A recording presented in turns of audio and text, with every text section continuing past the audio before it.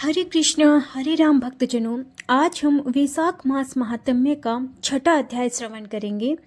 नारद जी बोले, हे राजन, वैशाख महीने में मार्ग चलने से व्याकुल और प्यासे मनुष्य को जो जलदान नहीं करते वह पक्षी योनि पाते हैं। उदाहरण के लिए हम ब्राह्मण और घर की छिपकली का प्राचीन इतिहास कहते हैं। यह परम अद्भुत संवाद है। प्राचीन काल में इक्ष्वाकु के वंश में हेमांग नामक एक राजा हुआ। वह ब्राह्मणों का भक्त, अनिंदिक, जित शत्रु और जितेंद्रिय था। पृथ्वी पर जितने बालू के कण, समुद्र में जितने जल के बिंदु हैं और आकाश में जितने तारागण हैं, उतनी ही गो उस राजा ने दान की। उसने बहुत से यज्ञ किए। उन यज्ञों की कुशाओं से पृथ्वी पर कुशा ही कुशा दिखाई देने लगी तथा गो, भूमि, तिल और स्वर्ण दान से बहुत से ब्राह्मणों को प्रसन्न किया। कोई ऐसा दान नहीं जो उसने नहीं किया। परंतु हे राजन, सुख की इच्छा करने वाला उस राजा ने एक जल दान नहीं किया। ब्रह्मपुत्र महात्मा वशिष्ठ जी ने उसे ज्ञान भी कराया कि जल दान करो, परंतु उसने दुर्बुद्धि और हेतुवाद से कहा कि जल तो बिना मूल्य ही मिलता है, उसे दान करने वाले को क्या फल मिलेगा। ऐसी अनेक बातें कही और ब्राह्मणों को जल दान नहीं किया और कहने लगा कि अलभ्य वस्तु दान करने से पुण्य मिलता है और यही ठीक भी है। वह राजा लूले, लंगड़े, दरिद्र और जीविकाहीन ब्राह्मणों की सेवा तो करता था, किंतु वेद पाठी, तत्वज्ञानी और ब्रह्मवादियों की पूजा नहीं करता था।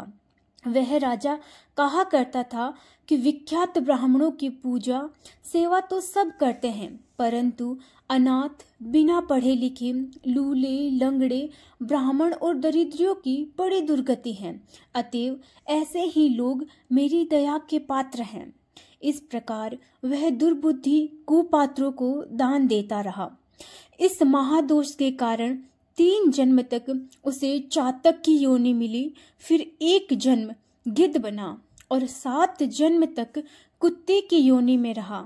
फिर हे राजन, वह एक राजा के घर छिपकली की योनि में जाकर रहा। उसका नाम श्रुति कीर्ति था और मिथिलापुरी का राजा था। छिपकली के घर के दरवाजे की चौखट के ऊपर कीड़ों को भक्षण करती हुई 87 वर्ष तक वहीं रही। एक दिन देवयोग से मुनियों में श्रेष्ठ श्रुति देव नामक ऋषि दोपहर के समय मार्ग से थके मिथिलापति के घर आए।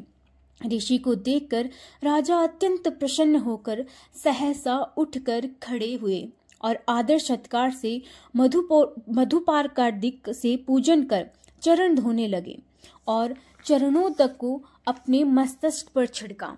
तब देवयोग से 1 बूंद जल उस छिपकली पर गिर पड़ा। जल की बूंद पड़ते ही उसे ज्ञान हो गया और नाना योनियों में दुखों से दुखित हो ब्राह्मण देवता से हाय हाय कर कहने लगा कि हे ब्राह्मण, मेरी रक्षा करो। एक छिपकली का ऐसा शब्द सुनकर ब्राह्मण को बड़ा आश्चर्य हुआ और वह कहने लगा, हे गोधा, तू कहाँ है? क्यों विलाप करता है? तेरी यह दशा कैसे हुई है? तू देवता है कि पुरुष है या कोई राजा है अथवा ब्राह्मण है? हे महाभाग, तू कौन है? कहे तो सही, मैं आज तो तेरा ही उद्धार करूंगा। ऋषि की ऐसी बात सुन वह राजा महामहितिमान श्रुति देव से कहने लगा कि हे ब्राह्मण, मेरा जन्म इक्ष्वाकु कुल में हुआ था और मैं वेद शास्त्रों का पूर्ण ज्ञाता था। पृथ्वी में जितने रज के कण हैं, जितने जल के बिंदु हैं, जितने आकाश में तारागण हैं, उतनी ही गो मैंने दान की। मैंने सभी यज्ञ किए, वापी, कूप और तालाब बनवाए, अनेकों दान दिए और धर्म पूर्वक राज्य भी किया। तो भी मेरी ऐसी दुर्गति हुई और मुझे स्वर्ग न मिला। 3 जन्म तक मुझे चातक योनि मिली और 1 जन्म में गिद्ध हुआ। फिर 7 जन्म तक कुत्ते की योनि पाई। अभी यह राजा आपके चरणों तक को छिड़क रहा था। तब एक बूंद उछलकर मेरे ऊपर आ पड़ी। उसी के पड़ने से मुझे पूर्व जन्म का स्मरण हो आया और मेरे सब पाप दूर हो गए। हे द्विजवर, 88 जन्म तक मुझे छिपकली की योनि भोगनी पड़ी। तरह तरह की देवी सृष्टि दिखाई देती हैं, अतः अब मैं इन जन्मों से डरता हूँ। हे द्विज, मेरी यह दशा कैसे हुई है, यह विस्तार से कहिए। यह सुनकर द्विज ने ज्ञान चक्षु द्वारा सब वृतांत जान लिया और कहने लगा कि हे राजन, मैं तेरी इस बुरी योनि का कारण कहता हूँ, चित्त लगाकर सुन। तूने माधव भगवान के प्यारे वैशाख मास में जलदान नहीं किया। तूने जल को सुलभ समझकर यह निश्चय कर लिया कि यह बिना मूल्य का है, अतः मार्ग में चलने वाले और धूप से पीड़ित ब्राह्मणों को जलदान नहीं दिया। साथ ही सुपात्रों को छोड़ कुपात्रों को दान किया। जलती हुई अग्नि को छोड़ क्या कोई राख में भी हवन करता है? प्राय बताते हुए सुगंध आदि से युक्त कांटेदार वृक्षों का कोई भी पूजन नहीं करता। सब वृक्षों में पीपल की ही पूजा होती है। तुलसी को छोड़कर कटरी का पूजन कोई नहीं करते। पूज्यता के विषय में अनाथ की आवश्यकता नहीं। लूले लंगड़े केवल दया के पात्र हैं, पूज्य नहीं।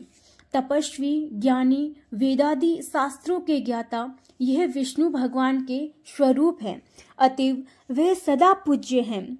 इनमें भी ज्ञानी ब्राह्मण सदैव ही विष्णु भगवान के अत्यंत प्यारे हैं।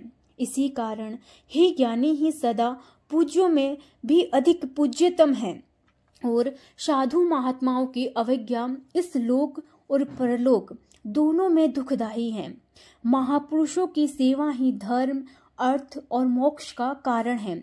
ऐसे ही करोड़ों अंध जाति कर्तव्य को नहीं देखते। ऐसे मंद आश्रम के लोगों की संगति से कुछ नहीं मिलता। वैसे ही जल में तीर्थ और मिट्टी अथवा पत्थर के बने देवता से भी तत्काल कुछ लाभ नहीं होता। ये तो बहुत काल में पवित्र करते हैं, किंतु साधु महात्मा दर्शन से ही पवित्र कर देते हैं। साधु सेवा से कोई सुशिक्षित पुरुष दुखी नहीं होते। जैसे अमृत पान करने से जन्म मरण वृद्धावस्था आदि दुख नहीं देते, तूने जल दान नहीं किया ने साधुओं की सेवा ही की है। हे इक्ष्वाकु कुंदन नंदन, इसी में तेरी यह दुर्गति हुई है। वैशाख में जो मैंने पुण्य किया है वह तेरी शांति के लिए तुझे दूंगा। इसके प्रताप से भूत, भविष्य और वर्तमान कर्मों के संस्कार दूर हो जाएंगे। ऐसा कहे जल स्पर्श कर सर्वोत्तम पुण्य का फल दे दिया। इस तरह जब उस ब्राह्मण ने वैशाख में एक दिन के स्नान का फल उसे दे दिया, तब उसके सब पाप दूर हो गए और छिपकली की योनि त्याग कर दिव्य विमान पर चढ़ दिव्य माला, वस्त्र, आभूषण पहन मिथिलापुर के महल में सब प्राणियों को देखते देखते हाथ जोड़ परिक्रमा दे नमस्कार कर आज्ञा ले स्वर्ग को चला गया। देवता लोग उसकी स्तुति करने लगे। वहां 10,000 वर्ष तक अनेक भोगों को भोग कर वही राजा इक्ष्वाकु के वंश में महाप्रभावशाली काकुत्स्थः नाम से पैदा हुआ और सप्त दीपवती पृथ्वी का पालन करता हुआ बड़ा ब्राह्मणीय साधु सेवी इंद्र का सखा और विष्णु का अंश हुआ। तब वशिष्ठ जी ने वैशाख मास में सब कर्तव्य धर्म सुनाए, जिनके करने से उनके सब दुख दूर हो गए और दिव्य ज्ञान को पाकर विष्णु के सायुज्य मुक्ति को प्राप्त हुए। इसीलिए ये वैशाख संपूर्ण शुभ फलों को देता है। इसमें जो मनुष्य यथोक्त धर्म करता है उसकी आयु और यश बढ़ता है, पाप दूर हो जाते हैं, पुरुषार्थ चतुष्टय की प्राप्ति होती है और विष्णु भगवान प्रसन्न होते हैं। अतएव ब्राह्मण, क्षत्रिय, वैश्य, शूद्र ये चारों वर्ण, ब्रह्मचारी, गृहस्थ, वानप्रस्थ और संन्यास चारों आश्रमवासी मनुष्य को वैशाख मास में कहे हुए कर्म को करना चाहिए।